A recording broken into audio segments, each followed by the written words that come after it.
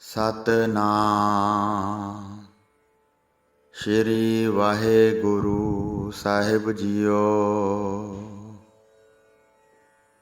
ਪਰਮ ਸਨਮਾਨਯੋਗ ਗੁਰੂ ਰੂਪ ਗੁਰੂ ਖਾਲਸਾ ਸਾਧ ਸੰਗਤ ਜੀ, ਵਾਹਿਗੁਰੂ ਜੀ ਕਾ ਖਾਲਸਾ ਵਾਹਿਗੁਰੂ ਜੀ ਕੀ ਫਤਿਹ।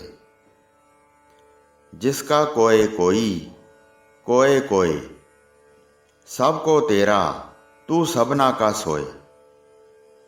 हे प्रभु, तेरे डर अदब विच रहा ही ਇਹ ਯਕੀਨ ਬਣਦਾ ਹੈ ਕਿ ਜਿਸ ਕਿਸੇ ਦਾ ਕੋਈ ਸਹਾਈ ਬਣਦਾ ਹੈ, ਕੋਈ ਵਿਰਲਾ ਹੀ ਬਣਦਾ ਹੈ, ਭਾਵ ਕਿਸੇ ਦਾ ਕੋਈ ਸਦਾ ਲਈ ਸਾਥੀ ਸਹਾਇਕ ਨਹੀਂ ਬਣ ਸਕਦਾ। ਪਰ ਹਰੇਕ ਜੀਵ ਤੇਰਾ ਪੈਦਾ ਕੀਤਾ ਹੋਇਆ ਹੈ, ਤੂੰ ਸਭ ਦੀ ਸਾਰ ਰੱਖਣ ਵਾਲਾ ਹੈ। ਇੱਕ ਬ੍ਰਾਹਮਣ ਦੇ 5 ਪੁੱਤਰ ਸਨ। ਸਾਰਿਆਂ ਤੋਂ ਛੋਟਾ ਲੜਕਾ ਪਰਮੇਸ਼ਰ ਦਾ ਭਗਤ ਹੋਣ ਕਰਕੇ ਰੋਜ਼ ਸਤ ਸੰਗਤ ਵਿੱਚ ਜਾਂਦਾ ਤੇ ਘਰ ਦਾ ਕੋਈ ਕੰਮ ਨਹੀਂ ਸੀ ਕਰਦਾ। ਉਸ ਨਗਰੀ ਦੇ ਰਾਜਾ ਦੇ ਘਰ ਕੋਈ ਸੰਤਾਨ ਨਹੀਂ ਸੀ। ਸੰਤਾਨ ਦੀ ਉਤਪਤੀ ਵਾਸਤੇ ਉਸਨੇ ਕਈ ਵਿਆਹ ਕੀਤੇ ਅਤੇ ਯਤਨ ਵੀ ਬਹੁਤ ਕੀਤੇ, ਪਰ ਸਾਰੇ ਨਿਸਫਲ ਚਲੇ ਗਏ। ਫਿਰ ਉਸਨੇ ਜੋਤਸ਼ੀਆਂ ਪਾਸੋਂ ਪੁੱਛਣਾ ਸ਼ੁਰੂ ਕਰ ਦਿੱਤਾ। ਤਦ ਇੱਕ ਜੋਤਸ਼ੀ ਨੇ ਕਿਹਾ, ਹੇ ਰਾਜਨ, ਜੇ ਆਪ ਜੀ ਕੋਈ ਲੜਕਾ ਦੇਵੀ ਦੀ ਬਲੀ ਚੜ੍ਹਾ ਦਿਓ, ਤਦ ਅਵਸ਼ ਤੁਹਾਡੇ ਘਰ ਲੜਕਾ ਪੈਦਾ ਹੋਵੇਗਾ। ਲੇਕਿਨ ਜ਼ੁਲਮ ਨਾਲ ਕਿਸੇ ਦਾ ਲੜਕਾ ਬਲੀਦਾਨ ਨਹੀਂ ਕਰਨਾ।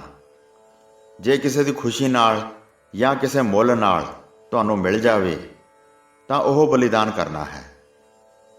ਇਹ ਗੱਲ ਸੁਣ ਕੇ ਰਾਜਾ ਨੇ ਡੌਂਡੀ ਫਿਰਾ ਦਿੱਤੀ ਕਿ ਜੇ ਕੋਈ ਆਪਣਾ ਲੜਕਾ ਦੇਵੀ ਨੂੰ ਬਲੀਦਾਨ ਦੇਣ ਵਾਸਤੇ ਰਾਜੇ ਦੇ ਸਪੁਰਦ ਕਰੇਗਾ, ਉਸ ਨੂੰ ਮੂੰਹ ਮੰਗੀ ਮੁਰਾਦ ਪ੍ਰਾਪਤ ਹੋਵੇਗੀ। ਜਿਸ ਵੇਲੇ ਇਹ ਡੌਂਡੀ ਉਸ ਬ੍ਰਾਹਮਣ ਨੇ ਸੁਣੀ ਤਾਂ ਮਾਇਆ ਦੇ ਲਾਲਚ ਵਿੱਚ ਆ ਕੇ ਉਸਨੇ ਆਪਣਾ ਛੋਟਾ ਲੜਕਾ, ਜੋ ਭਜਨੀਕ ਤੇ ਸਤਸੰਗੀ ਸੀ, ਘਰ ਦਾ ਕੋਈ ਕੰਮ ਨਹੀਂ ਸੀ ਕਰਦਾ, ਉਸ ਨੂੰ ਮੁੱਲ ਦੇ ਦਿੱਤਾ। ਰਾਜਾ ਨੇ ਉਸ ਲੜਕੇ ਨੂੰ ਆਪਣੇ ਪਾਸ ਖੜਾ ਕਰਕੇ ਕਿਹਾ ਕਿ ਤੈਨੂੰ ਕੱਲ੍ਹ ਦੇਵੀ ਦੀ ਭੇਟਾ ਕਰ ਦੇਣਾ ਹੈ। ਅੱਜ ਜੋ ਕੁਝ ਤੂੰ ਖਾਣਾ ਹੈ ਉਹ ਖਾ ਲੈ। ਅਤੇ ਉਸ ਦੇ ਇਰਦ ਗਿਰਦ ਪਹਿਰੇਦਾਰ ਖੜੇ ਕਰ ਦਿੱਤੇ। ਉਸ ਵੇਲੇ ਲੜਕੇ ਨੇ 4 ਢੇਰੀਆਂ ਬਣਾਈਆਂ। ਇੱਕ ਢੇਰੀ ਮਾਤਾ ਪਿਤਾ ਦੀ, ਦੂਜੀ ਢੇਰੀ ਰਾਜੇ ਦੀ, ਤੀਜੀ ਢੇਰੀ ਦੇਵੀ ਦੇਵਤਿਆਂ ਦੀ ਤੇ ਚੌਥੀ ਢੇਰੀ ਗੁਰੂ ਪਰਮੇਸ਼ਰ ਦੀ। ਪਹਿਲੇ ਉਹ ਮਾਤਾ ਪਿਤਾ ਵਾਲੀ ਢੇਰੀ ਦੇ ਆਲੇ ਦੁਆਲੇ ਫਿਰਦਾ ਰਿਹਾ, ਕਿਉਂਕਿ ਮਾਤਾ ਪਿਤਾ ਬੱਚੇ ਦੇ ਰੱਖਿਅਕ ਹੁੰਦੇ ਹਨ। ਫਿਰ ਉਸਨੇ ਸੋਚਿਆ, ਮਾਤਾ ਪਿਤਾ ਮੇਰੇ ਰੱਖਿਅਕ ਕਿਸ ਤਰ੍ਹਾਂ ਹੋ ਸਕਦੇ ਹਨ? ਉਹਨਾਂ ਨੇ ਤਾਂ ਮਾਇਆ ਦੇ ਲਾਲਚ ਵਿੱਚ ਆ ਕੇ ਮੈਨੂੰ ਵੇਚ ਦਿੱਤਾ ਹੈ। ਇਹ ਗੱਲ ਸੋਚ ਕੇ ਉਸਨੇ ਮਾਤਾ ਪਿਤਾ ਵਾਲੀ ਢੇਰੀ ਢਾਹ ਦਿੱਤੀ। ਫਿਰ ਦੂਜੀ ਰਾਜੇ ਵਾਲੀ ਢੇਰੀ ਦੇ ਆਲੇ ਦੁਆਲੇ ਫਿਰਨਾ ਸ਼ੁਰੂ ਕਰ ਦਿੱਤਾ, ਕਿਉਂਕਿ ਰਾਜਾ ਲੋਕ ਪਰਜਾ ਦੇ ਰੱਖਿਅਕ ਹੁੰਦੇ ਹਨ। ਫਿਰ ਉਸਨੇ ਸੋਚਿਆ ਕਿ ਰਾਜਾ ਨੇ ਮੇਰੀ ਰੱਖਿਆ ਕੀ ਕਰਨੀ ਹੈ, ਉਸਨੇ ਤਾਂ ਬਲੀਦਾਨ ਵਾਸਤੇ ਮੈਨੂੰ ਮੁੱਲ ਲੈ ਲਿਆ ਹੈ। ਇਹ ਗੱਲ ਵਿਚਾਰ ਕੇ ਉਸਨੇ ਦੂਜੀ ਰਾਜੇ ਵਾਲੀ ਢੇਰੀ ਵੀ ਢਾਹ ਦਿੱਤੀ। ਫਿਰ ਉਸਨੇ ਦੇਵੀ ਦੇਵਤਿਆਂ ਵਾਲੀ ਤੀਜੀ ਢੇਰੀ ਦੇ ਆਲੇ ਦੁਆਲੇ ਪਰਿਕਰਮਾ ਕਰਨੀ ਸ਼ੁਰੂ ਕਰ ਦਿੱਤੀ, ਕਿਉਂਕਿ ਦੇਵੀ ਦੇਵਤੇ ਵੀ ਪੁਰਸ਼ ਦੇ ਰੱਖਿਅਕ ਹੁੰਦੇ ਹਨ। ਫਿਰ ਉਸਨੇ ਸੋਚਿਆ ਕਿ ਦੇਵੀ ਦੇਵਤੇ ਮੇਰੇ ਕਾਹਦੇ ਰੱਖਿਅਕ ਹਨ? ਦੇਵੀ ਨੇ ਤਾਂ ਮੈਨੂੰ ਸਵੇਰੇ ਬਲੀਦਾਨ ਲੈ ਲੈਣਾ ਹੈ। ਇਹ ਗੱਲ ਵਿਚਾਰ ਕੇ ਉਸਨੇ ਤੀਜੀ ਢੇਰੀ ਵੀ ਢਾਹ ਦਿੱਤੀ।